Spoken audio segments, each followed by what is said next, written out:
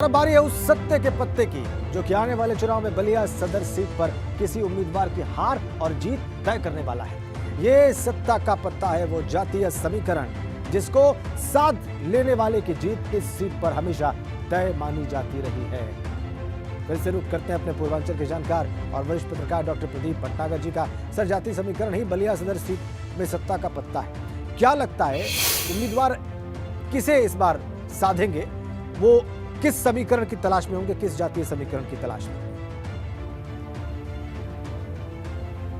देखिए, जब उत्तर प्रदेश के किसी भी विधानसभा क्षेत्र की बात करेंगे आप तो जातीय समीकरण की बात होगी, क्योंकि एक परंपरा चली आ रही है। लेकिन मुझे लगता है कि 2013-14 के बाद से काफ़ी कुछ बदला है जी। अब ऐसा नहीं कह सकते आप कि एक जाति विशेष किसी पार्टी विशेष के साथ जाएगी।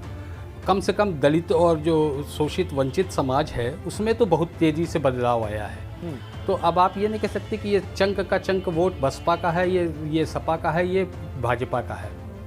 मुझे लगता है कि वहाँ पर जलभराव की बड़ी समस्या है। सबसे प्रमुख समस्या जो बलिया नगर की है वो जलभराव है। जी जी।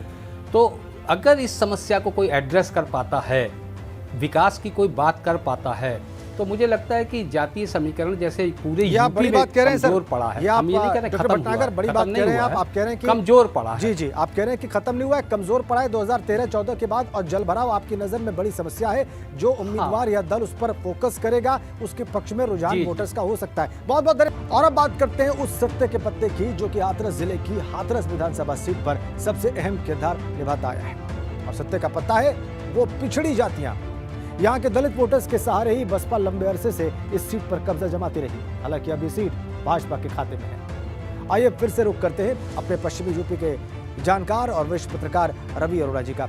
सर, हाथरस सीट पर पिछड़ी जातियां सत्य का पत्ता है और रामवीर उपाध्याय की स्थिति आप क्या देख रहे हैं और इनका जो मूवमेंट है इस दल से उस दल की ओर, जैसा कि आप कह रहे थे कि भाजपा की ओर किसी नेता विशेष के आने की वजह से हुआ है, क्या इस बार भी हमें ऐसा ही दिखाई देगा? रामवीर उपाध्याय की क्या स्थिति देख रहे हैं आप?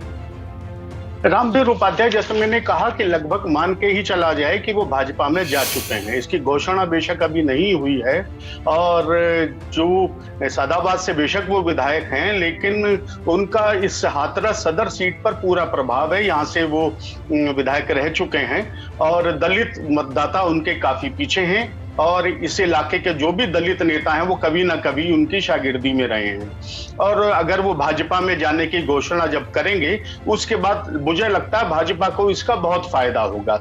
लेकिन दलितों के अलावा मुझे लगता है और भी कुछ इश्यू ऐसे हैं जिन पर यहाँ की जनता जानना चाहेगी, क्योंकि ये इस इलाके को आप कहें तो ये छोटा बुंदेलखंड माना जाता है।